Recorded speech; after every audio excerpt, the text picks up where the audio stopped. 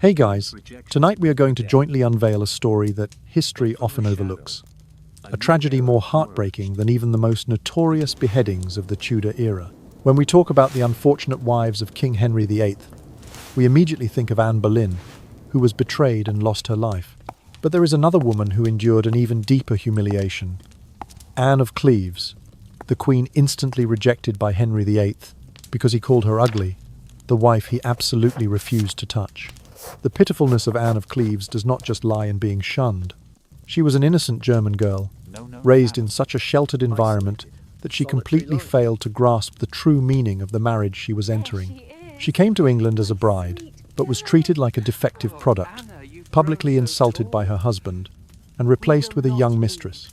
Her tragedy was having to witness it all without realizing she was the victim of betrayal. After being cast aside, she lived alone for 17 long years. When she passed away, her will was not just a legal document, but a tearful message from one of the loneliest women in history. It is the story of kindness, triumphing over shame, of how a woman deemed insufficient wisely survived, and left a legacy far greater than a crown.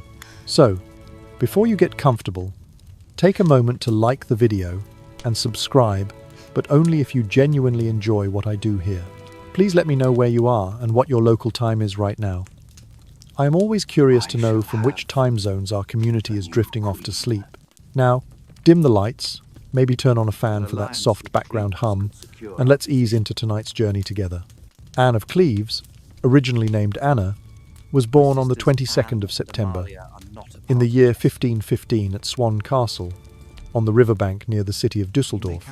She was the first daughter of Duke Johann II of Cleves and his wife Maria of Jülichburg, a powerful alliance between two noble Rhineland dynasties.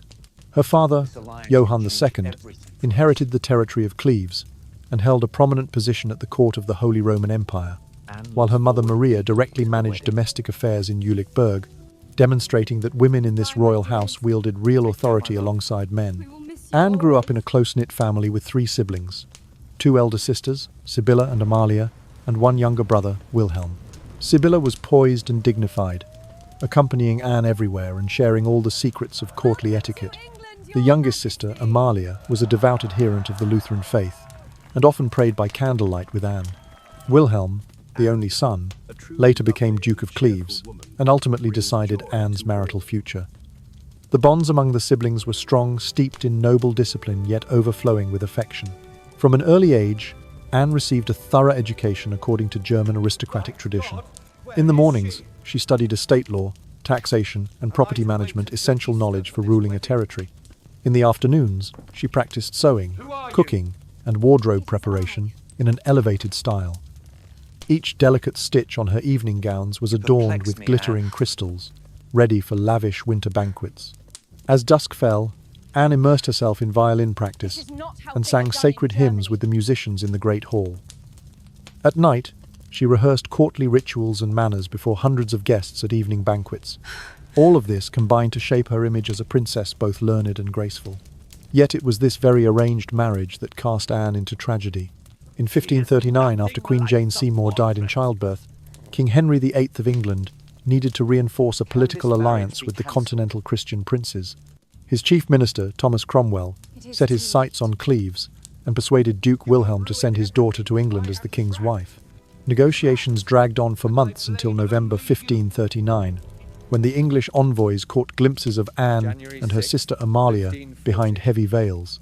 Wilhelm immediately consented, provided 100,000 florins with no dowry required.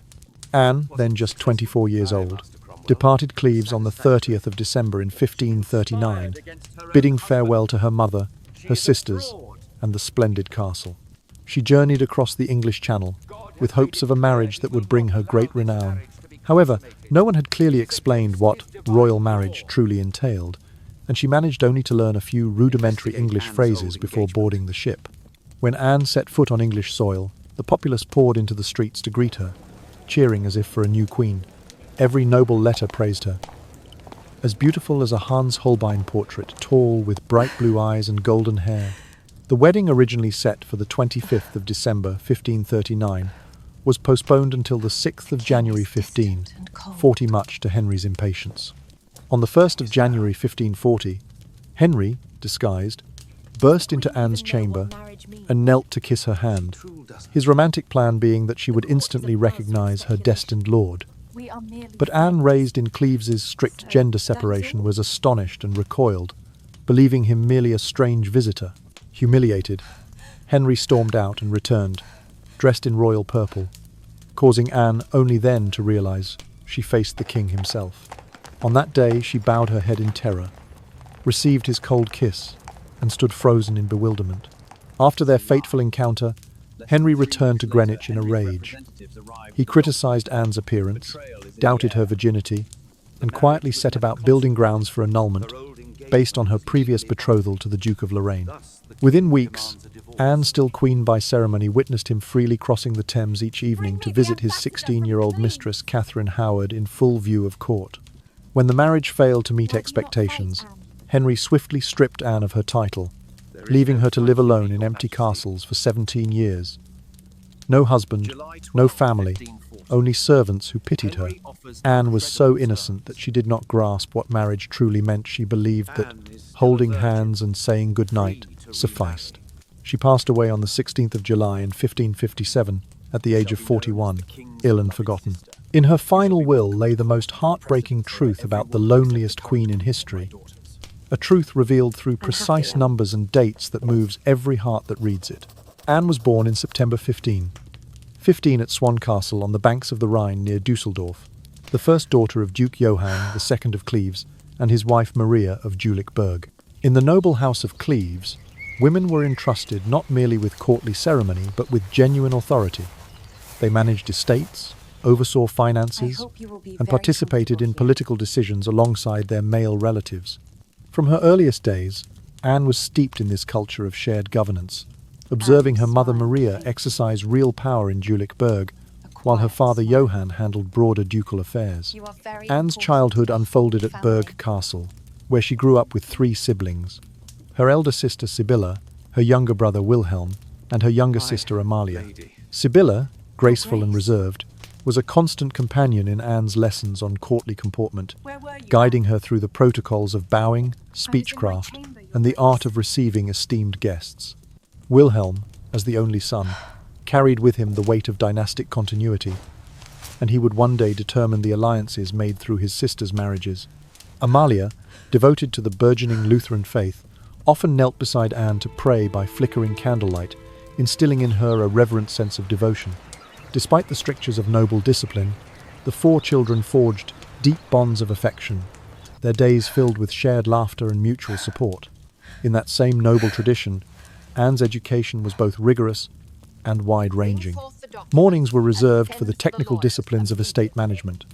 She studied property law to understand the fine print of land tenure, learned the intricacies of taxation to ensure her future holdings would remain solvent, and mastered the principles of resource allocation so that each manor under her care would flourish. These lessons, delivered by accomplished tutors in cavernous study halls, were the bedrock upon which her future responsibilities would stand. By early afternoon, Anne would exchange parchment and quill for needle and thread. Beneath the watchful eye of her governess, she learned to sew exquisite gowns and embroider delicate motifs of flowers and heraldic symbols. Each stitch was practiced with care until the seams were as flawless as the crystal-studded evening dresses she would one day don at lavish winter feasts. Alongside these domestic arts, she practiced the culinary skills befitting a duchess, kneading dough for fine rolls, simmering rich stews, and arranging platters of game and root vegetables in artful displays. As the sun dipped low, Berg Castle's grand hall would come alive with music and conversation. Anne took up the violin with fervour, her slender fingers coaxing gentle melodies from its polished wood. She joined her younger sister Amalia in rendering sacred hymns, their voices entwining in harmonic solace that seemed to make the torchlight glow more warmly. Lectures in theology and etiquette followed, preparing Anne to navigate the subtle currents of courtly life, where a well-timed compliment or a courteous bow could avert scandal or win favour. When evening arrived, the castle's tables were laid out in resplendent array. 9 courses of delicacies served to 300 guests, each dish more sumptuous than the last. In this ritual of hospitality, Anne observed the subtle choreography of service, how each butler and footman moved with quiet precision, how the Duke and Duchess acknowledged their high-ranking visitors, and how conversation shifted fluidly between politics, poetry, and philosophy. These sumptuous banquets, far from mere spectacle, were her first lessons in the power of ceremony to bind hearts and minds together. Underlying all these pursuits was the rich tapestry of religious diversity that defined her family life. Her mother Maria adhered strictly to the doctrines of the Catholic Church, emphasizing ritual and tradition in equal measure.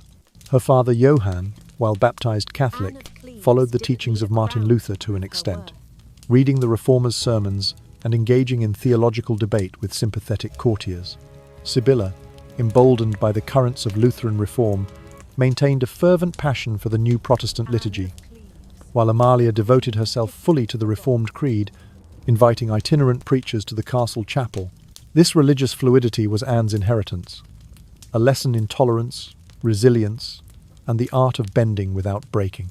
Through these formative years, Anne absorbed not only the knowledge required of a ruling noble, but also the subtle grace and adaptable spirit that would one day carry her across the Channel. Though she could not yet have foreseen the tumult that awaited her in England, the values instilled during her upbringing, competence in governance, skillful domestic artistry, cultural refinement, and spiritual flexibility prepared her for a destiny that would test every facet of her noble education. In the gentle cadence of Gestetner morning lessons, the quiet shimmer of embroidery at dusk, and the glowing aftermath of candlelit hymns, the Princess of Cleves evolved into a duchess in waiting, poised on the threshold of history. At the age of 11, Anne was formally betrothed to the son of the Duke of Lorraine, a match arranged by her family to secure a beneficial alliance. This engagement, solemnized in the spring of 1527, was intended to bind the two dynasties for mutual support.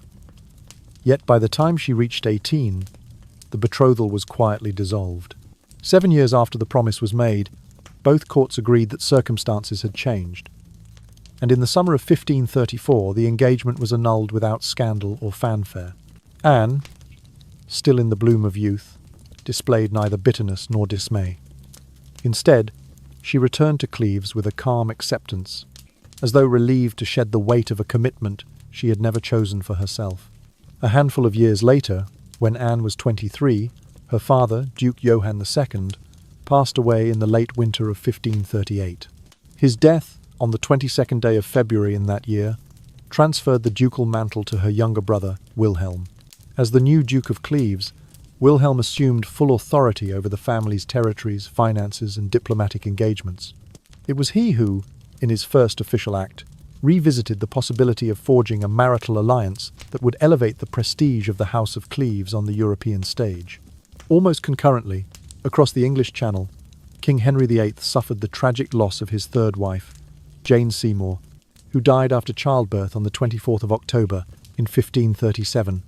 The king's grief was soon compounded by the urgent need to secure a new consort, not merely for companionship, but as a linchpin in his foreign policy. The continent's Protestant princes offered potential allies against the encroaching power of the Holy Roman Emperor, and Cleves, situated strategically along the Rhine, emerged as a prime candidate for such an alliance. Thomas Cromwell, Henry's chief minister and architect of many diplomatic maneuvers, was quick to seize upon this opportunity. In the autumn of 1538, he dispatched discreet envoys to observe the Cleves court and assess the three eligible daughters, Sibylla, Anne, and Amalia. The envoys' secret assignment was to secure likenesses or portraits that might inform the king's choice. When word reached Wilhelm, he entertained the proposal but hesitated to part with his sisters without adequate recompense. Cromwell, sensing Wilhelm's reticence, dangled the allure of an English alliance. No dowry would be demanded, and Cleves would receive 100,000 florins as a gesture of goodwill and political trust.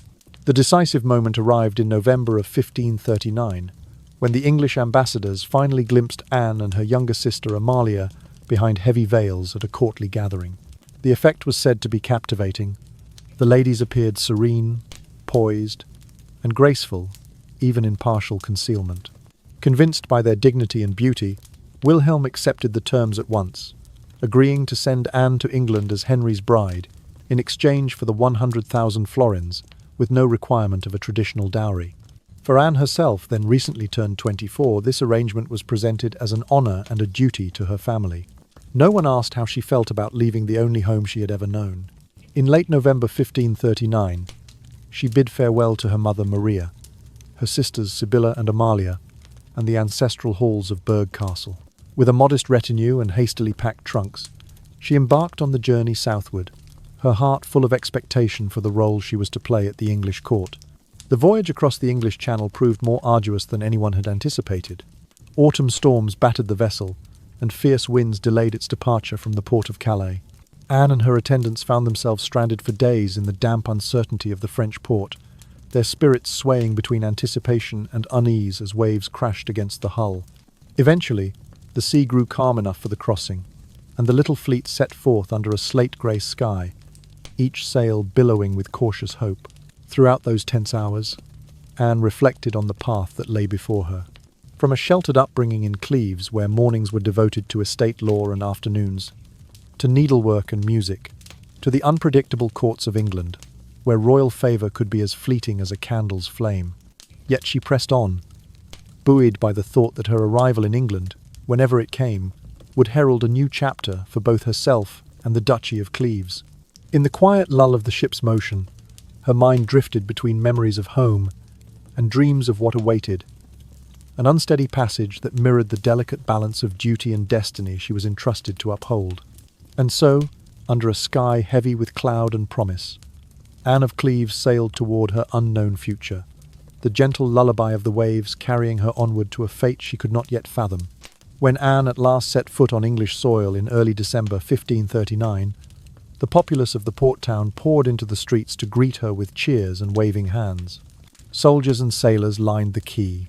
Noble women in velvet cloaks doffed their hoods, and children darted like sparrows between the feet of courtiers, all eager to glimpse the new Duchess of Cleves. Within hours, dispatches arrived at London's royal courts. Every letter from ambassadors and members of the peerage extolled Anne's appearance, comparing her to the serene portraits painted by Hans Holbein. They described a tall, slender figure, clear blue eyes that caught the winter light like polished sapphires, and hair of soft gold that fell in loose waves over her shoulders. Preparations for the wedding moved swiftly.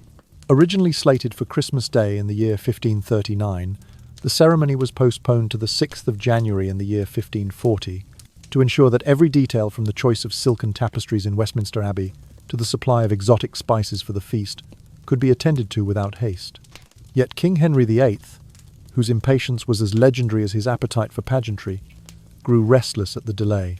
He confided to his closest advisers that he longed to meet his bride beyond the confines of formal introductions and stiff processions. In the pale dawn of the 1st of January 1540, Henry hatched a plan steeped in courtly romance. Donned in simple traveller's cloak and broad-brimmed hat, he resolved to slip into Anne's private chambers unannounced, believing that she would instantly recognize her destined king by the timbre of his voice and the gravity of his presence. Courtiers whispered of the gamble. Such a surprise could enchant her into loyalty or leave her chilled by the breach of protocol. That morning, as Anne stood by her window overlooking the Thames, gazing at mist rising from the water, a quiet knock sounded at her door. Without waiting for an invitation, the disguised figure entered and knelt, pressing a gloved hand to one knee before gently lifting Anne's hand to his lips. The gesture was meant to convey chivalry and sincerity. Yet Anne, reared in Cleves's strict separation of sexes and never taught the nuances of English courtly play, recoiled in shock. She drew back as if a stranger had invaded her sanctuary, preferring to reject a passerby than to play along with what she could not interpret. Humiliated at the rebuff, Henry abandoned his disguise and strode from the chamber, flinging aside the traveller's cloak to reveal his regal purple robes, embroidered with golden fleur-de-lis. Only then did Anne realize the man before her was the King of England.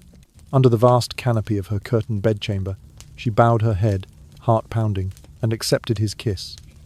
But the contact was cold, formal, lacking the warmth Henry had anticipated.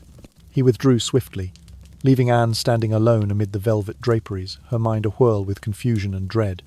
Henry returned to Greenwich Palace that morning in a fury. He complained to his council in harsh terms, lamenting that Anne's figure did not match the ideal of beauty he had envisioned, and even casting doubt on her virginity, a slur that, in his estimation, would furnish grounds for annulment. Within days, his inner circle was tasked with collecting evidence of the bride's prior betrothal to the Duke of Lorraine's son and verifying whether their first engagement had ever been formally dissolved. These private inquiries, conducted under the guise of safeguarding the sanctity of royal marriage, were in truth the seeds of a case against Anne, one that would allow Henry to declare the union invalid on the basis of non-consummation and a pre-existing contractual bond. Throughout that afternoon, Anne was left to contemplate the cold hearth of her new apartments, the embers of the morning surprise still glowing in her memory. She had arrived expecting a ceremonious introduction to her husband, only to endure an ill-judged performance that left both parties wounded. The court's gossip mills churned relentlessly. Some reported that the king's displeasure was merely a matter of personal taste, while others hinted at deeper anxieties about dynastic continuity and political advantage. Anne, the innocent bride, found herself at the centre of these speculations, unprepared for the stakes of royal expectation.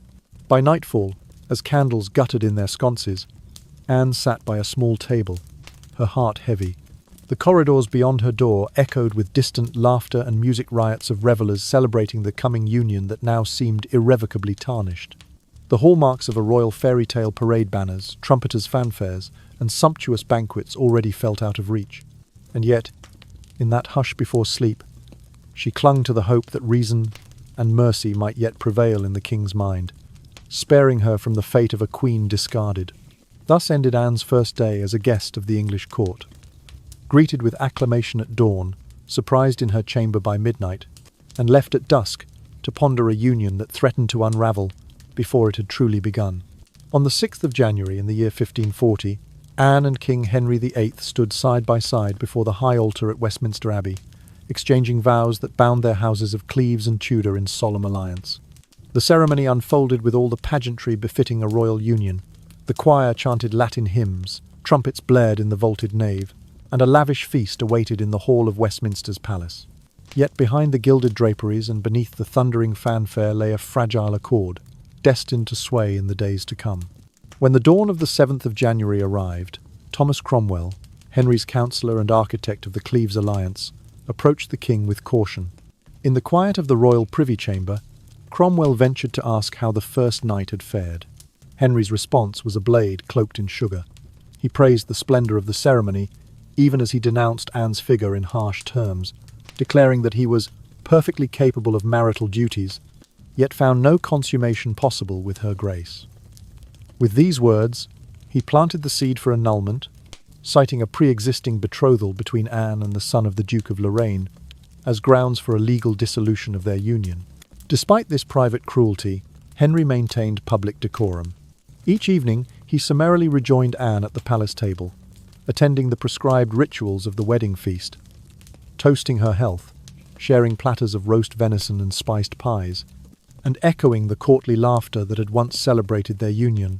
In doing so, he sought to preserve the illusion of domestic normalcy, shielding his political strategy from the scrutiny of foreign ambassadors and the growing murmurs of London's nobility.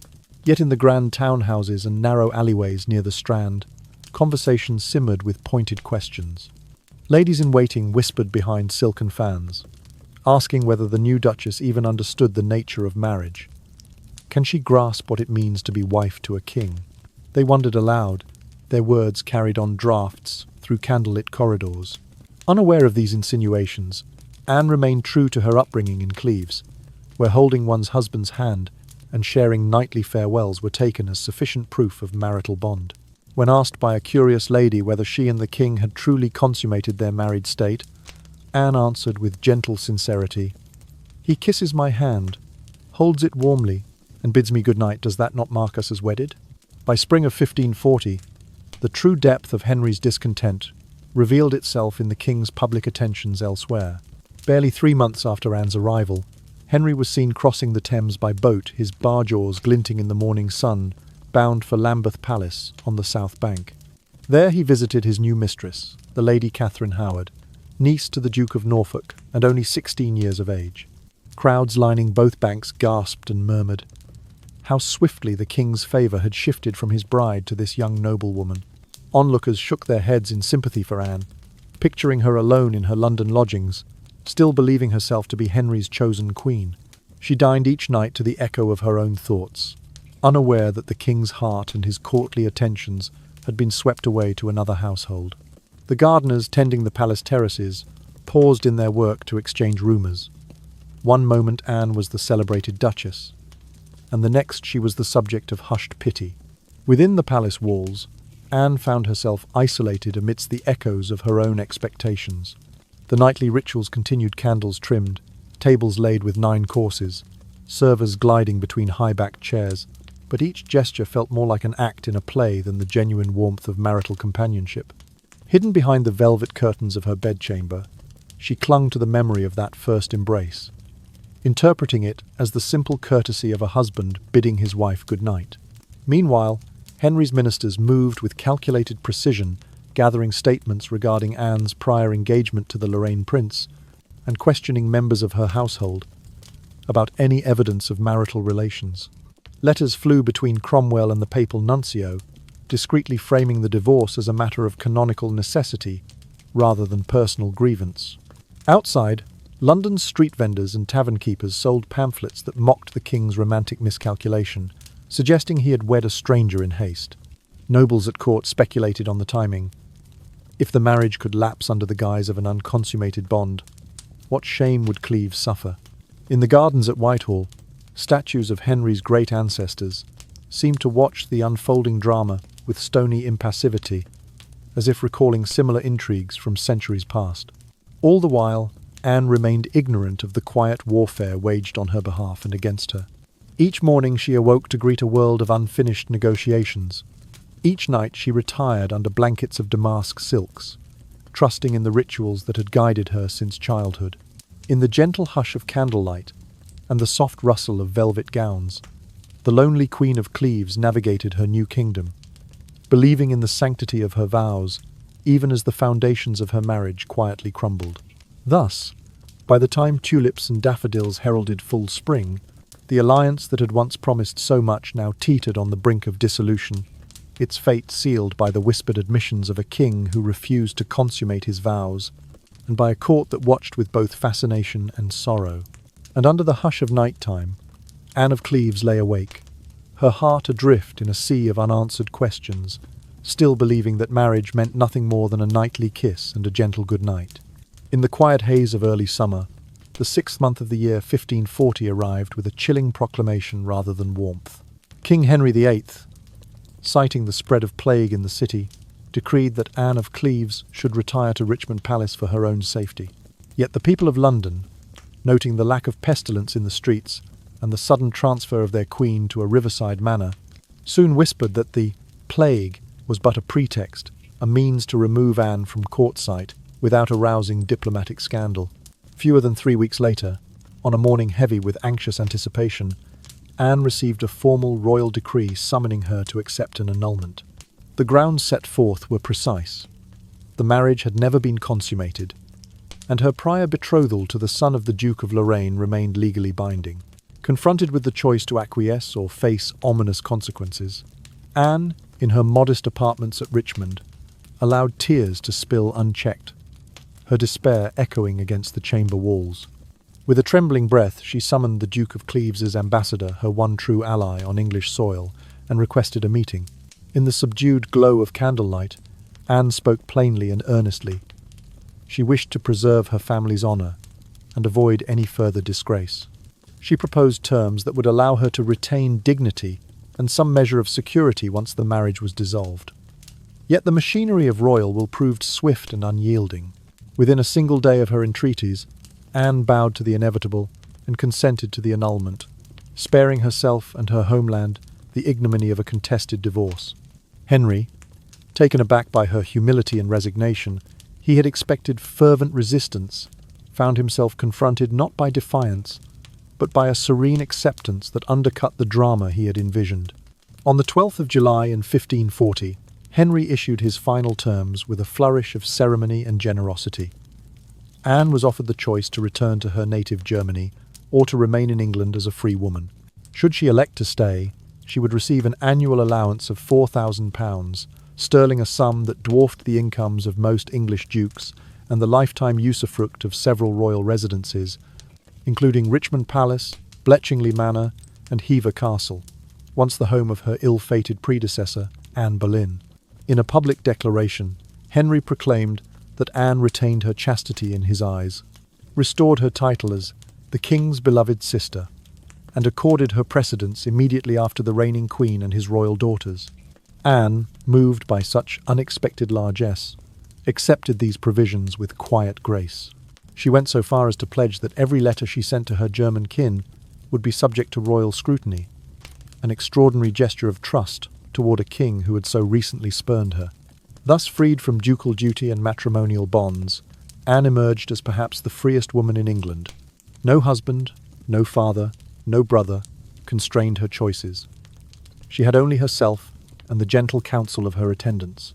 With a discreet withdrawal from the political stage, she took up residence at her estates, where she earned a reputation for kindness and generosity. Servants recalled her unassuming manner and soft voice, tending to their needs not as a distant sovereign but as a compassionate friend. Anne's relations with Henry's subsequent wives were marked by courtesy and respect. She was seen briefly at the nuptials of Catherine Howard, sharing a refined nod that some interpreted as a cold admonition, given that young Catherine was herself to suffer a tragic end. Later, at the wedding of Catherine Parr on the 12th of July in 1543, Anne appeared in the procession and offered a gentle smile that hinted at both empathy and warning, perhaps a reflection on the fate of queens undone by the king's caprices. Beyond her interactions with Henry's consorts, Anne devoted herself to the king's children, Princess Mary, Princess Elizabeth, and Prince Edward. Mary, initially wary of the foreign duchess, gradually came to regard Anne with genuine affection, drawn to her warmth and steady presence. Elizabeth found in her a companion for music lessons, and Edward, even in his earliest years, seemed to follow Anne with curious devotion as she read aloud from devotional texts. In her capacity as an informal stepmother, Anne strove to be both nurturing and discreet, never overstepping the bounds of her adopted family's complex dynamics. Yet even in the midst of such attachments, Anne felt an undeniable void. The opulent halls of her residences, though richly furnished and filled with fine tapestries, lacked the purpose that had once defined her life in Cleves. There were no councils to preside over, no estates to adjudicate, no grand hunts to organize, only quiet gardens and candle-lit galleries. Each morning, she awoke to the hushed corridors of her manors, bearing the weight of freedom that offered neither mission nor identity. In the evenings, as servants laid out meals of 5 courses for a modest gathering compared to the 300 guests she had once entertained, Anne's gaze often drifted to empty chairs, imagining the laughter and discourse that would have once filled the room. The sonorous tolling of Richmond's church bells marked the passage of days, while the solitude beneath their echo reminded her that she was, in truth, the most solitary of queens. The seasons turned, and though summer's warmth gave way to autumn's chill, Anne's sense of displacement endured. Fragmented whispers of court news reached her ear. Diplomatic maneuvers, royal births and deaths, and the ongoing turbulence of Reformation politics. Yet she remained physically distant from the epicenter of power, and emotionally distant from the companionship she had once sought in her marriage. In the soft glow of twilight, Anne of Cleves would sit by her chamber window, watching the moon's reflection on the Thames as it wound past Richmond's walls.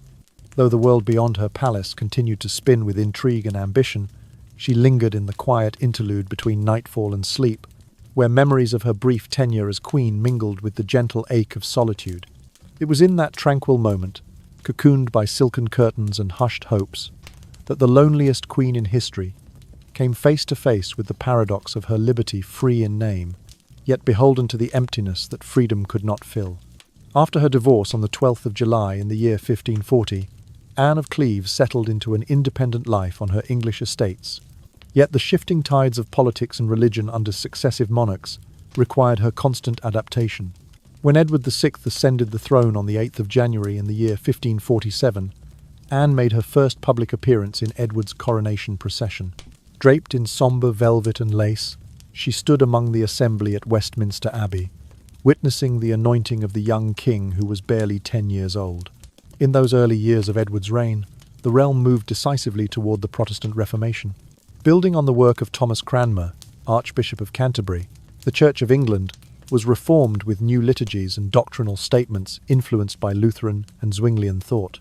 Anne, having grown up in a household where both Lutheran and Catholic practices coexisted, declared her own allegiance to the Reformed faith. She attended services in the New Book of Common Prayer, listened intently as preachers expounded the doctrine of justification by faith, and participated in discussions at court about the theological principles of the Reformation. Her public support was not surprising, given her upbringing.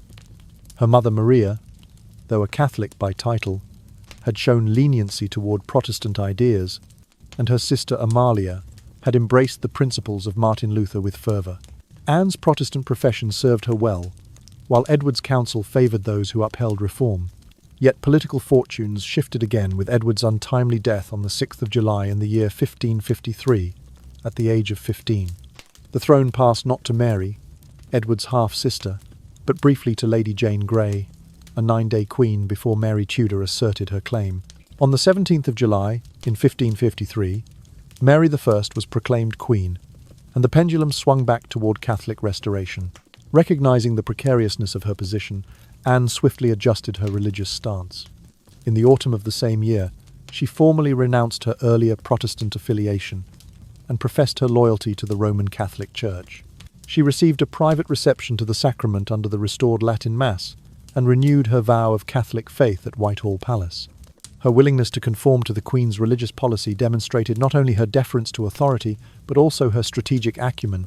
From childhood, she had learned that survival in a multi-faith household required both principle and pragmatism. However, this public pivot did not shield Anne from the unintended consequences of religious conflict. In the summer of the year 1554, the Wyatt Rebellion erupted in Kent, led by Sir Thomas Wyatt the Younger, in protest against Queen Mary's proposed marriage to Philip II of Spain.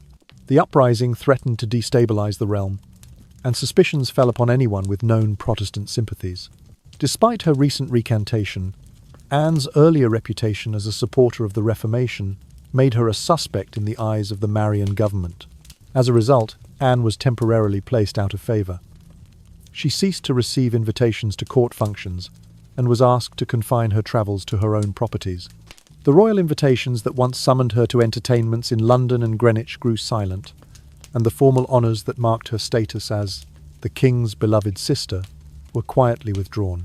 In correspondence from the court, her name began to appear lower in the list of attendees, and the trumpets at her estates were no longer sounded in her honour.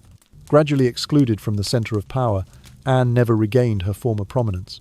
Her days at court became memories as she resigned herself to the solitude of her country manors, Richmond Palace by the Thames, Bletchingley Manor in Surrey, and Hever Castle in Kent.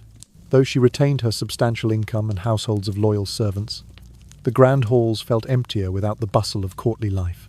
In the silence of dawn, she would walk the long corridors lined with ancestral portraits, recalling her arrival in England and the lofty hopes she had once held. Religious conformity, once her means of maintaining favour, became a double-edged sword. By embracing each monarch's faith in turn, Anne secured her material welfare and protected her household from the harsh penalties meted out to recusants and heretics. Her adaptability spared her from the trials that engulfed her niece by marriage, Catherine Howard, who was executed in the winter of 1541 on charges of adultery and treason. Yet this very flexibility exacted its own toll. She never cultivated deep roots in any religious community, nor did she command genuine loyalty from the hardened clergy of either confession. Thus, Anne of Cleves found herself in a state of perpetual unease, secure in her lands, yet uncertain of her place in a realm torn by doctrinal strife. She attended Mass at her private chapel one Sunday and a Protestant sermon at Castlehurst the next, ever mindful of the shifting winds of royal favour. Her correspondence with former liturgists and theologians expressed polite interest rather than zeal, as though she feared drawing too close to either camp. In the quiet hours of late afternoon, Anne would sit by the mullioned window of her withdrawing room, the light settling softly on embroidered tapestries. She recalled the doctrine lessons of her youth, when her mother and sister had debated theology over supper, and the piano scale of religious songs she had learned from itinerant preachers. These memories, once comforting, now seemed to underscore her loneliness. She was a woman caught between confessions, celebrated by neither side. Yet through all these trials, Anne's composure remained intact. She continued to oversee the management of her estates, auditing accounts, settling tenant disputes, and commissioning new gardens displaying the same managerial acumen she had honed in Cleves. Her tenants spoke of her fairness, her willingness to intervene personally when a flood threatened the harvest, and her habit of hosting alms distributions during times of poor yield. And so, as the decade of 1550 passed into the next chapter of Tudor rule, Anne of Cleves endured as a figure of quiet strength. Though her name seldom appeared in royal proclamations and her faith shifted with the times, she maintained a dignified presence on her estates. In the hushed glow of candlelight, she embodied the lessons of her upbringing. That survival in a tumultuous world requires not only conviction, but also the grace to adapt however lonely that path may be.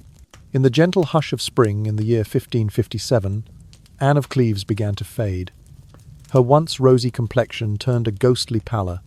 Her frame, once tall and robust, grew gaunt and fragile. Meals she once relished now sat untouched, and the servants at Chelsea Manor whispered among themselves that her grace's strength had ebbed to but a faint candle's glow. Historians suggest she suffered from advanced cancer, its precise nature lost to time, but its ravages unmistakable. Though tended tirelessly by her loyal attendants, women and men, who had served her since her arrival in England, Anne's heart carried a deeper ache. She was utterly alone. Her father, Johann II, her mother Maria, and her siblings Sibylla, Wilhelm, and Amalia remained across the sea in Cleves, a land she had not seen for more than 18 years. On the 12th of July through the 15th of July in 1557, a span of 4 relentless days, Anne recognized that death's approach gave her no respite. Summoning her most trusted steward, her lawyer, and a handful of devoted household officers, she set herself to the solemn task of composing her final will and testament. By candlelight and lamplight, she recorded her last wishes with precise care, each clause a reflection of a life marked by displacement and compassion. Her first directive concerned her own burial. She requested interment at Westminster Abbey, in accordance with the rites of the Catholic Church she had publicly embraced under Queen Mary's restoration. Yet her will moved swiftly from liturgy to ledger, for Anne's deepest concern lay not with her own repose, but with settling every obligation. She ordered that all rents from her estates be collected up to the 29th of September in that same year, just over 2 months away, to ensure that every creditor was paid in full. Should those funds prove insufficient, she decreed that her jewels, her clothing, and even her cattle might be sold to cover any remaining debts. The will then divided her bequests into 4 principal categories: servants, charity, friends, and family. Though the names and gifts appeared scattered throughout the document, as if Anne feared omitting even a single soul deserving of remembrance. To her 18 gentlewomen attendants, she bequeathed 1 year's salary each, a sum that, in the mid-16th century, could secure a modest future. To her 8 gentlemen of the household, she left an identical provision. Even the children in her service, whose laughter once echoed in the manor's corridors, were not overlooked. Each was to receive 20 shillings, enough to purchase a small token or to save towards schooling. Most moving of all, Anne remembered 8 loyal servants of German birth who had followed her to England in 1540. Aware of their longing for home and the hardship of life as expatriates, she granted each 40 shillings for travel expenses, ensuring they could return to their families in Cleves without destitution. Beyond her immediate circle, Anne extended her compassion to the poor in the communities surrounding her estates at Richmond, Bletchingley, Hever, and Dartford. To every indigent person on these lands, she bequeathed £4, sterling, a considerable gift in an age when many nobles offered only alms of a few pence. Anne further stipulated that funds be allocated for the education of poor children, enabling them to learn to read and write in a manner rare for the time. For the executors of her will chosen for their influence and integrity, Anne entrusted substantial tokens of her personal wealth. To the Archbishop of York, the Earl of Arundel, and 2 of her most trusted knights, she willed gold cups, bowls, and other priceless dining vessels she had used in happier days. These gifts were not mere displays of wealth, but reminders of the hospitality she once extended at lavish feasts, now transformed into instruments of remembrance. When addressing her family, Anne's tender reflections emerged most clearly. She bequeathed a series of rings engraved with the letters H and I, their precise significance still debated by scholars, to her brother Wilhelm, and her sisters Amalia and Sibylla. Perhaps these letters symbolized the bond of their childhood, or a private sentiment shared among them. She also remembered the two princesses Mary and Elizabeth, who had once regarded her with suspicion. To each, Anne left a precious ring and charged the young Queen Mary to provide for Dorothy Curzon, Anne's devoted attendant, ensuring her continued livelihood in the royal household. Anne of Cleves's final testament was more than a division of assets. It was her humanist manifesto. In its careful accounting of every beneficiary, from duchess to kitchen boy, it revealed a woman who had known profound injury yet lived for the welfare of others. As the ink dried on the 15th of July, 1557, Anne laid down her pen and entrusted her life's closing message to the ages, that none should be abandoned, that compassion transcends station, and that even in death, the heart's true legacy endures. Anne of Cleves drew her final breath on the 16th of July in the year 1557, scarcely 4 days after she had completed her will. In her private chambers at Chelsea Manor, her once vibrant frame lay still beneath the folds of mourning cloth. She herself had chosen swathes of deep black velvet, intended for her servant's attire on the day of her interment. Word of her passing travelled swiftly through the corridors of power, carried on hushed whispers and clipped messengers' steps. True to the promise she had won from King Henry VIII, Queen Mary I, the King's daughter and Anne's successor at Whitehall, personally selected the place of burial in Westminster Abbey, ensuring that the former Duchess of Cleves would rest among England's most honoured dead. Preparations for the funeral unfolded with solemn dignity. The Catholic rites Anne had requested were observed in full. The Tridentine Mass, chanted in Latin beneath the Abbey's soaring vaults, the incensation of the catafalque, sending spirals of fragrant smoke upward, and the placement of candles in ornate holders, casting flickering light across the ancient stone. A vigil lasting through the night was kept around Anne's casket, as choristers in lace surplices intoned psalms and penitential hymns to commemorate the life of the Queen without a crown. On the morning of the 4th of August in the year 1557, just over 3 weeks after her demise, the streets surrounding Westminster Abbey were draped in mourning banners. The livery of England's nobility and clergy alike was black. Velvet cloaks, damask surcoats, and hooded robes bore silent witness to the solemnity of the occasion. Processions formed at Chelsea Manor, where Anne's bier, covered in black cloth and surmounted by a single wreath of white roses, was borne slowly along the Thames. Barges moved in tandem upon the river, their oars dipping in ghostly unison as they conveyed her toward Westminster.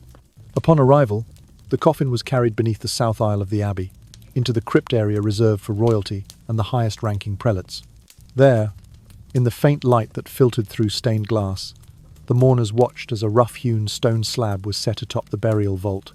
At that moment, Anne's name remained uninscribed, a blank testament to a life both luminous and overlooked.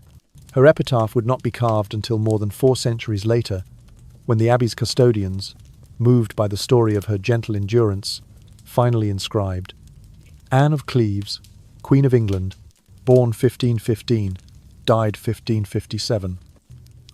During the funeral service, more than one tear fell among the assembled guests. They remembered the young German princess, a creature of serene beauty and unassuming grace, who had once stepped ashore to greet a foreign court. Some recalled that awkward first encounter, others her life of charity and steadfast kindness long after her royal title was withdrawn. In the echoing hush of the Abbey, their thoughts drifted from Anne's genteel girlhood in the Rhineland to the compassionate figure who had tended her servants and supported the poor of Richmond and Hever. Though her body lay silent, the true measure of Anne's heart lingered in the deeds she had recorded in her will. Servants and tenants, children and widows, all bore testament to the generosity she had bestowed. The gold cups and jewelled rings she distributed to her executors, the alms she assigned for the hungry and the poor, and the gifts she remembered for her German companions, all these acts of benevolence spoke louder than any royal proclamation. In that cathedral space, Anne's legacy resonated not in the grandeur of a coronation, but in the quiet gratitude of those she had uplifted. As the congregation dispersed into the late morning light, the Abbey's aisles still thrummed with the memory of her benedictions. Outside, the city resumed its rhythms. Merchants opened their stalls, carriages rolled over cobblestones, and church bells tolled the hours. Yet within those walls, Anne's presence endured in the dust motes dancing in sunbeams, in the gentle strains of organ music, and in the shadows where torchlight lingered long after the mourners had departed. In the days that followed, her forgotten tomb began to draw curious pilgrims. Some sought to whisper prayers for a woman they had never known. Others came to ponder the fate of a queen cast aside. And as they touched the cool stone that sealed her resting place, they honoured the quiet courage of Anne of Cleves, the once forgotten figure who, through her final acts of humanity, ensured that her story would never be entirely lost to history. In the stillness of Westminster Abbey, amid the solemn chant of monks and the faint scent of incense, Anne of Cleves found her last repose. Her life marked by unexpected turns, steadfast compassion, and enduring hope echoed softly in every cloistered corner, a gentle reminder that the true measure of royalty lies not in crowns or titles, but in the kindness forever whispered on the wind. For more than 4 centuries, Anne of Cleves's final resting place lay beneath a simple expanse of stone, a blank slab set within the crypt of Westminster Abbey. Pilgrims and visitors passed over it with little notice, unaware that beneath that uninscribed marker rested the Queen without a crown. The Abbey's dimly lit aisles bore witness to countless devotions, parishioners offering prayers for Elizabeth I, Mary Tudor, Henry VIII. Yet Anne's name remained absent, her story muted by the silence of history. It was not until the 1970s that Anne's grave caught the attention of a new generation. During a comprehensive restoration project at Westminster Abbey, historians and curators carefully examined the memorials and tombs within the ancient walls. Amid stacks of archival drawings and ledger entries, they discovered references to an unnamed vault reserved for Anne of Cleves. Struck by the oversight, the Abbey's dean and chapter resolved to correct it. On the 18th of June in the year 1975, a new dedication was ordered. A boldly carved inscription in black marble, placed atop the existing slab reading, Anne of Cleves, Queen of England, born 1515, died 1557. With this act, the Abbey restored Anne's rightful place among England's monarchs, ensuring that every visitor who passed beneath the soaring arches would recognise the name of the woman once deemed ugly by Henry VIII, but cherished in memory by those who valued her kindness. In the years that followed the unveiling, Westminster Abbey experienced a subtle yet profound shift.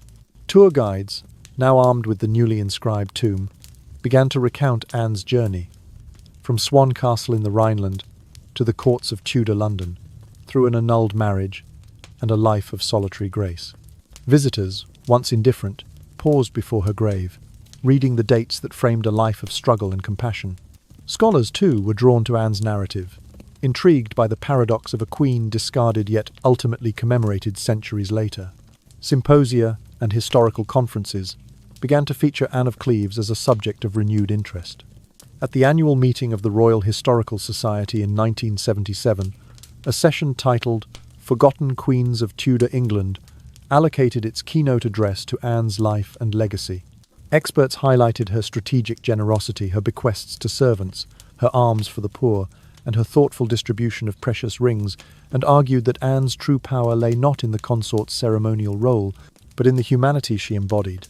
Art historians, examining portraits of Anne by Hans Holbein, noted how her serene countenance and the way light and shadow played across her features reflected a woman of depth and resilience. Literary critics explored Anne's brief appearance in various Tudor dramas, suggesting that her story offered rich thematic material on the nature of duty and the cost of political alliances. Catholic and Protestant scholars alike recognized Anne as a figure emblematic of religious flexibility. Even if born of necessity, her shifts between faiths revealed a pragmatism reinforced by personal humility. Tourist guidebooks, updated to include Anne's restored tomb, invited readers to reflect, why had a woman who outlived her royal marriage by 17 years been allowed to lie unmarked for so long? Visitors now saw her vault not as a footnote, but as a symbol of forgotten compassion, prompting questions about how we commemorate those who have been overlooked. School curricula, too, began to incorporate Anne's example as part of broader studies on Tudor history, presenting her as a case study in resilience and quiet influence.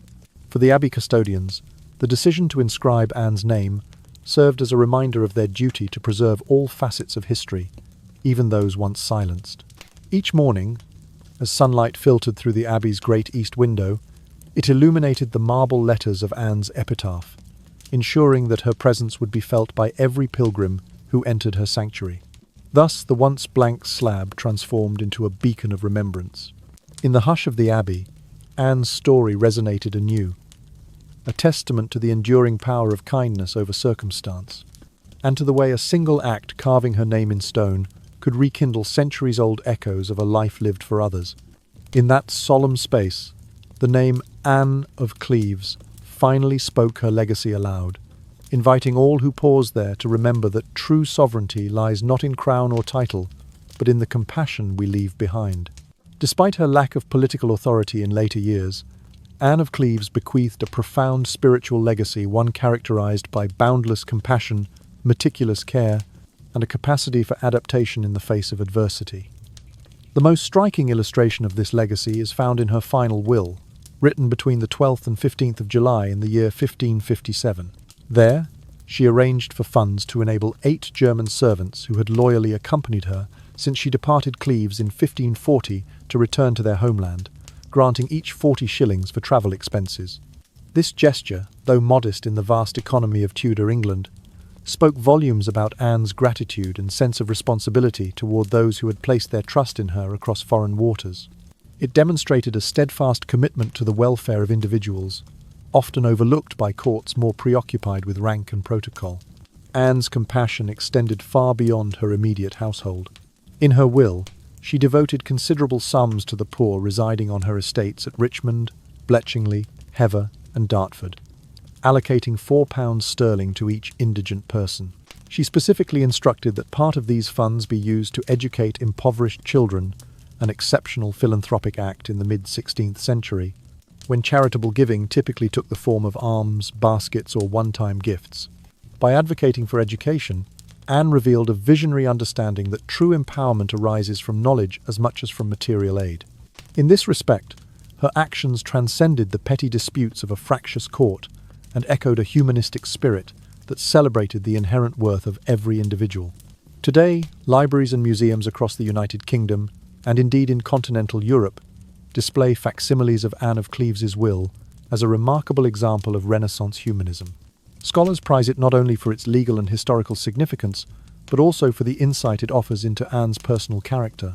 History textbooks now reference Anne's name in discussions of Tudor philanthropy, alongside those of her more famous contemporaries. Literary and dramatic works have likewise drawn inspiration from her life.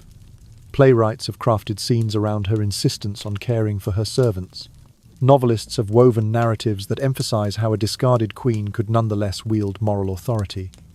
And poets have lamented the quiet dignity with which she weathered personal upheavals. The influence of Anne's story has extended into the thriving world of living history. Reenactment groups coordinate annual commemorations of her funeral, meticulously reproducing the Catholic rites held in Westminster Abbey on the 4th of August in the year 1557.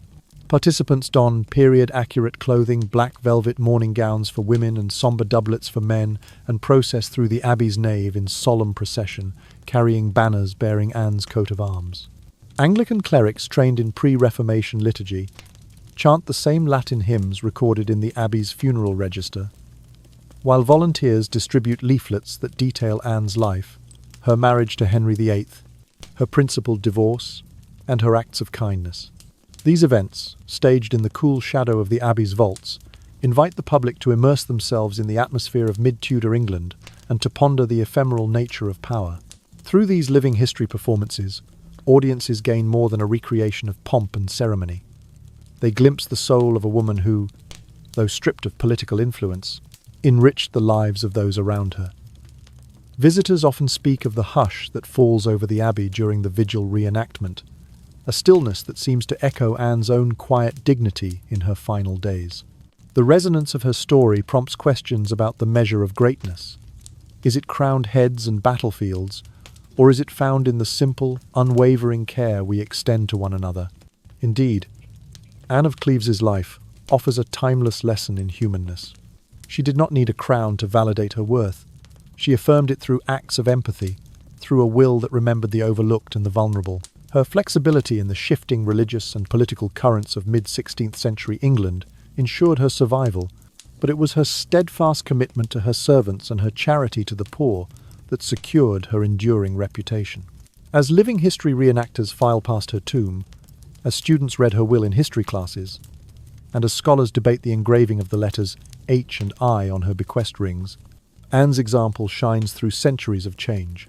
Her story remains a quiet whisper beneath the vaulted stones of Westminster Abbey, a reminder that true nobility lies not in the span of one's reign, but in the breadth of one's compassion.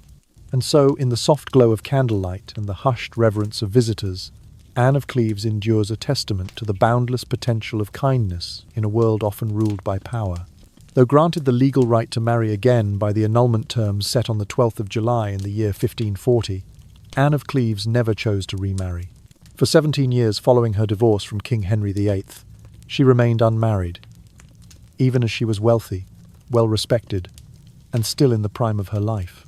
This prolonged bachelorhood has intrigued historians and biographers ever since. Some scholars argue that the trauma of her first marriage, publicly spurned and annulled on grounds of non-consummation, left Anne too wounded to risk her heart anew. They point to the humiliation she endured when Henry complained of her appearance and set aside their union for a teenage mistress. In this view, Anne's decision to remain unmarried was a protective measure born of self-preservation, a buffer against repeating past pain. Other experts emphasize Anne's embrace of her independence. Having lived under the strain of royal expectations and the politics of courtly marriage, she may have come to value the freedom her annulment afforded. Without a husband or overseers dictating her movements, she managed her estates, dispensed charity, and nurtured friendships on her own terms. In an era when noble women's lives were largely orchestrated by male relatives, Anne's autonomy stood out each summer day at Richmond Palace or Hever Castle, found her overseeing agricultural rents, personally reviewing tenant petitions, and directing renovations to her manors. By foregoing remarriage, she maintained control over her finances and physical person, a rare achievement for a woman of Tudor England. Yet another hypothesis, woven from hints in personal correspondence and whispered at living history gatherings, suggests Anne harboured a discreet affection for someone she could never publicly acknowledge. Some speculate this person was a chaplain, perhaps the one who guided her spiritual transitions between Protestant and Catholic confession. Others propose a loyal confidant, possibly one of the German servants she helped repatriate. In either case, her silence on the matter, even in the privacy of her will, speaks volumes. Love unspoken can be the most enduring testament to the heart's devotion. In choosing never to marry again, Anne may have been honouring an unfulfilled promise, letting her quiet constancy stand as a final declaration of fidelity. This silent choice has become a contemplative space for audiences and scholars alike. Anne's life, devoid of the dramatic violence of the scaffold or the clamour of battlefield triumphs, resembles a lullaby more than an epic, gentle in its progression, yet resonant in its aftermath. Like the soft echoes in the crypt of Westminster Abbey, her story lingers in the mind long after the details fade. The unanswered question, why did she remain unmarried for 17 years, hovers like a whispered melody, inviting reflection on the values of autonomy, resilience, and the hidden chambers of the human heart. For visitors to the Abbey, standing before her inscribed tomb, the query becomes personal. In the hush of vaulted stone, one might wonder, if freed from obligation and granted the full measure of worldly goods, would you choose independence over partnership? Would the scars of past disappointment compel you towards solitude, or would the hope of new connection beckon you forward?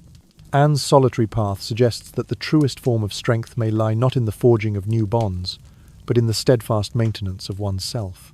Her life challenges the notion that fulfillment must follow the arc of marriage and progeny. Instead, it highlights the quiet grace of a woman who, in choosing to remain alone, shaped her own destiny and crafted a legacy of unwavering compassion. In this gentle reverie, we find the essence of Anne's enduring allure.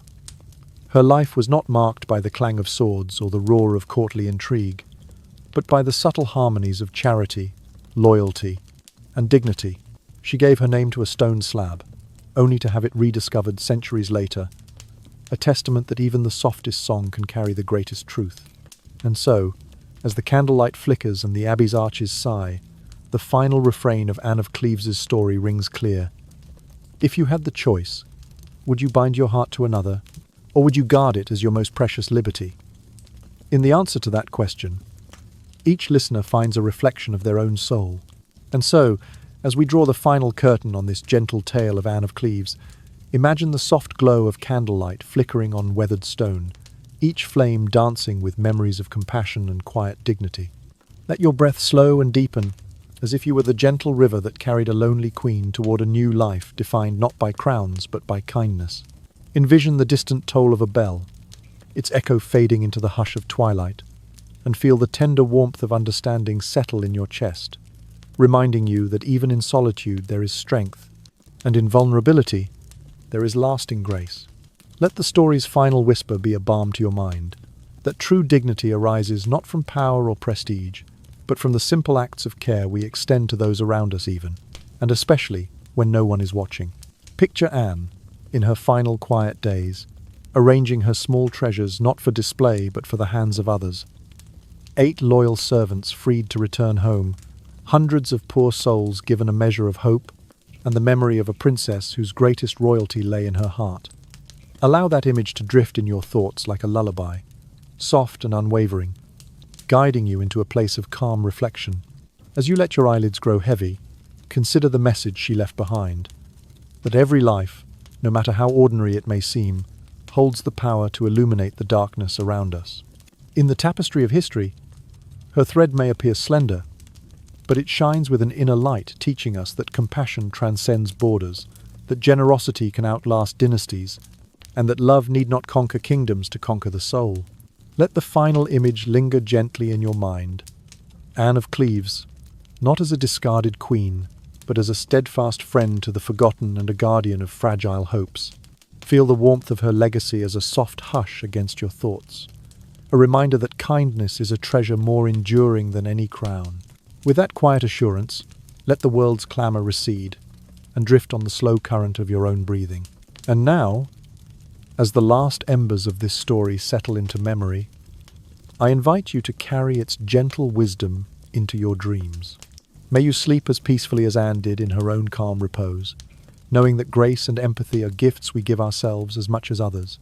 If this story has soothed your heart and stirred your spirit, please subscribe to our channel so that you may discover more hidden tales that comfort, inspire, and illuminate the quiet corners of history.